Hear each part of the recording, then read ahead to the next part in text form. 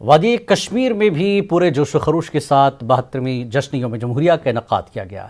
شاید ٹھنڈ میں بھی تمام ڈسٹرکٹ ہیڈ کوارٹرز پر یوم جمہوریہ تقریب منعقد ہوئی۔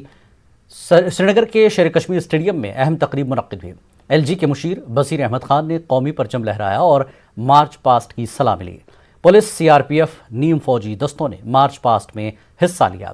اس موقع پر divisional commissioner Kashmir PK Pole, DC Srinagar Shahid Iqbal Chaudhary اور IGP کشمیر وجے کمار بھی موجود تھے۔ اس دوران وزیر احمد خان نے کہا کہ کشمیری پنڈتوں کی واپسی موجودہ انتظامیہ کی اہم ترجیح ہے۔ انہوں نے DDC انتخابات کے خوشگوار انعقاد کو یقینی بنانے پر سیکیورٹی فورسز کا شکریہ ادا کیا۔ اس موقع پر رنگارنگ کلچرل پروگرام پیش کیے گئے۔